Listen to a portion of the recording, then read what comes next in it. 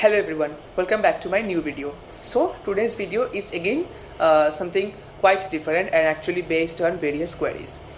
One of the important queries is that there are various students who have taken 2 drops or even 3 drops or more than that, and still they are not able to secure an MBBS seat or a government MBBS colleges. So what have they done? They had the query is that if they take admission in BMS, what would they do? Should they go for another drop, because they are thinking that if they are able to secure a government BMS college or even a private BMS college and still they want to pursue MBBS, so what should they do? They should go for a drop year, or rather should they go on pursuing BMS?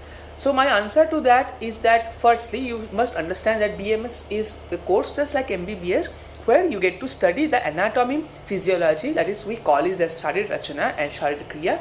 Definitely you will be studying both the anatomy and physiology in BMS, but also one extra feature is that you have to study the Ayurveda part as well. Consequently, what happens is that, let's say for example in anatomy, you have to study the nervous system, and trust me, the nervous system's anatomy is very vast. It's very hard also, but also at the same time some people finds it hard, whereas some do not. I personally used to consider it very hard. It was hard for me. Again there are various anatomy, the various organs, the muscular anatomy, the other features, the various organs, many studies, and with that part the BDC the main book that has been followed all over India for anatomy is BD Chodasya, which comes in 4 volumes. Definitely there are other books as well, but majorly students follow that book particularly for studying anatomy. So what happens that BD Chodasya consists of 4 volumes, and you have to study that 4 volumes of book almost completely. Plus, you also have to study the Ayurveda part of the anatomy, which is known as the Sharir Rachana. Now, what's different is that Sharir Rachana, the study happens by mainly the slokas and their explanation. Now again, slokas are not completely mandatory, but if you want to secure good marks, you have to study the slokas and also the anatomy in perspective of Ayurvedic point of view. Subsequently, instead of 2 subjects, you have to study 4 subjects. The name would be 2, only anatomy and physiology, but while studying you have to study the modern anatomy, Ayurveda anatomy, modern physiology and the Ayurveda physiology. Along with that, the most challenging subject for first year BMS student, you have to study the Sanskrit as well. Now why it is challenging? Because most of us have not read Sanskrit, and in some colleges or in some schools you might have read Sanskrit, but only to a minimal level. Now what happens is that you have completely studied physics, chemistry and biology, and then suddenly you are being introduced to Sanskrit. There are various slok. Then because Ayurveda is something that is been completely written in slok. Actually, most importantly, what happens is that the Sanskrit, the entire text in Ayurveda is in Sanskrit, and that is in actually a comprised or coded form of version, where the explanation is the encrypted or explanation is the unencrypted version, and you need to study both the slokas and the explanation as well. Again, sloka is not mandatory, but yes, you need to study at least to get the proper knowledge. So what happens is that there are more, you also have to study the grammars, the alphabets and the other introduction of Sanskrit in details, and also there are Samhita and Padartha Vigyan, which is the philosophy. Padartha Vigyan means the philosophy of the Ayurveda, and also the Samhita Adhyan, which is the classical study of the classical text and the basic principles of Ayurveda, and which is completely an Ayurveda subject. So what happens is that in the first year, now the BMS every professional batch comprises of 1.5 years. So what's the main challenges will arise? That you will have around not completely 12 months also. You will have less than 12 months to prepare for NEET, and nowadays the competition of NEET is very high, and you need to study a lot. The physics, chemistry and biology, you need to study a lot in order to secure a government MBBS college.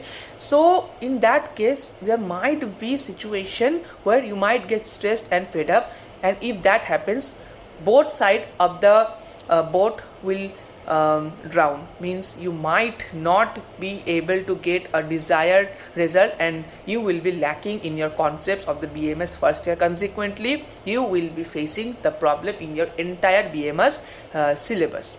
So actually what's happening is that there are many students who have got government MBBS colleges even by pursuing BMS. But again, the decision lies on you. There are people who can manage both of them, but however there are people who have faces challenges or have failed to manage.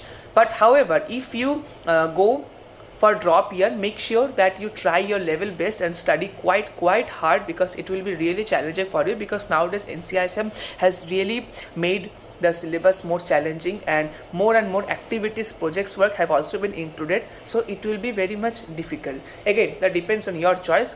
You might think like, if you are confident enough that you will be securing good marks, then you can take an admission and can take a drop. But this is not actually good, because you are holding a seat, and if you are trying to leave it, then some other could have actually got that seat and would have studied. Again, it depends from individual to individual, and if you can manage, so you can definitely go for it.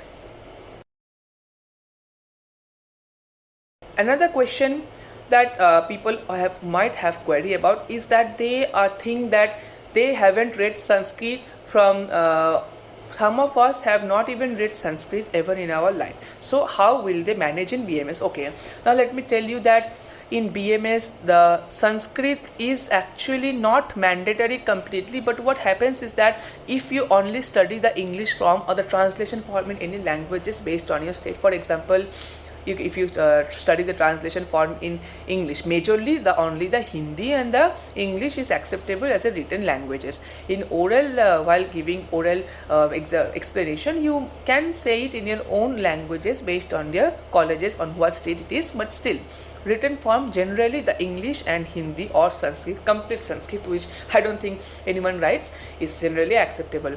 Now the fact is that, is slokas mandatory, and can you study BMS without knowing Sanskrit? See, personally I am a student who have never read Sanskrit before, and I have read Hindi till class 10, but I was actually very poor at it. What happens is that generally, gradually, by the time you will be adapted to this. It took me around 2 to 3 months, but after rigorously trying, it somehow became very usual thing for us.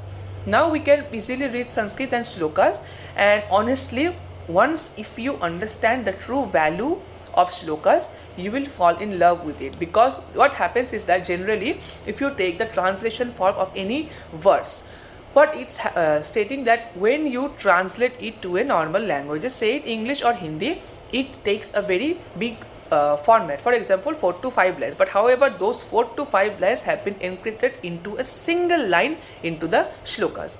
So what shlokas have done is that they have actually compressed the concept into a single prose form. Again, there are various kind of slokas, we will not be discussing that in this video. The slokas actually helps in understanding the big concept in simple and easy words. Again, you can definitely study the translation part, but yes, most important thing is you must know what is there in the shlokas.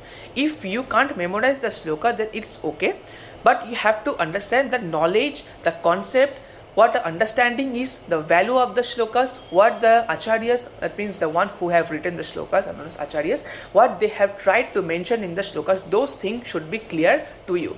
Then if you are able to do this, then you will be able, because everyone is studying BMS and 90% of the students have not read Sanskrit, but all of them are bearing fruitful results. They are getting good marks, and you will eventually be habituated with it. Maybe you will feel in the starting that even I was depressed with the slokas in first year. I was thinking that how will I manage, but eventually, gradually, it will be very much normalized. It will be a normalizing thing for you. So don't worry about the shlokas and also the Sanskrit. Everyone do it, and so will you. And I'm sure that just by trying a little bit and with a little bit of interest, there are good professors in the colleges who will help you in understanding this Sanskrit in a clear cut and an easy format.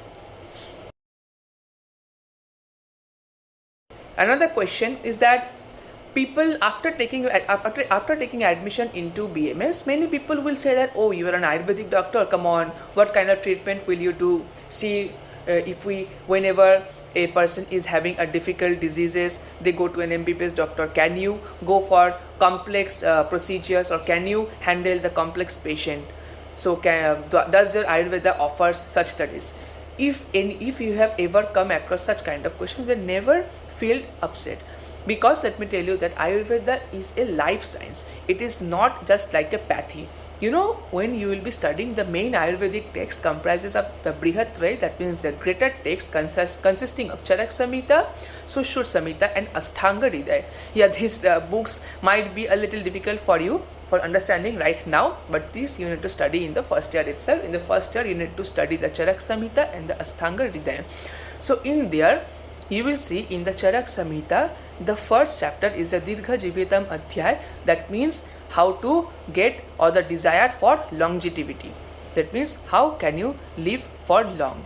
So this is Ayurveda. Ayurveda is not only just a pathy, but it teaches you about how to lead a proper life.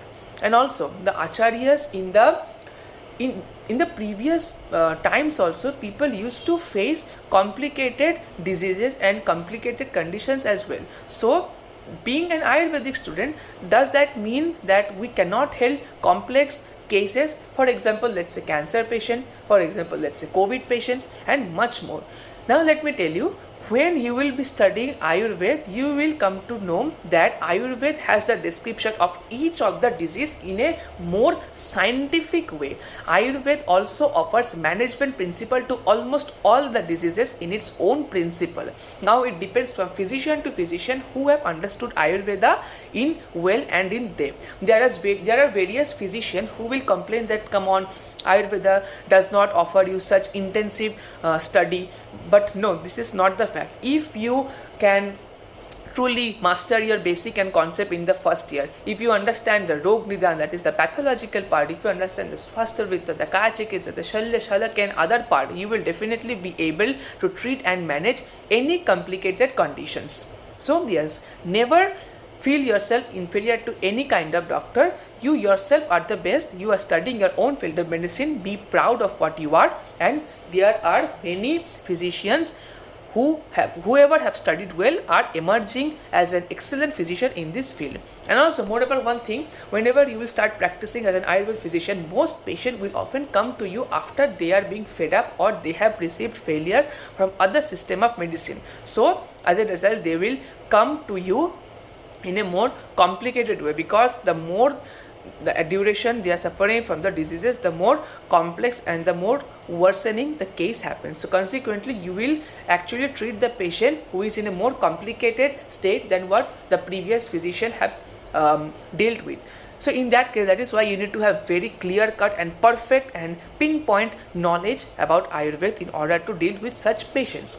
And if you have read your Samhitas, if you have read the Ayurveda properly, then you can definitely treat these patients in your proper effective way, as a result of which you can earn more fame and more name by doing this. So never feel inferior to anyone, be it whoever.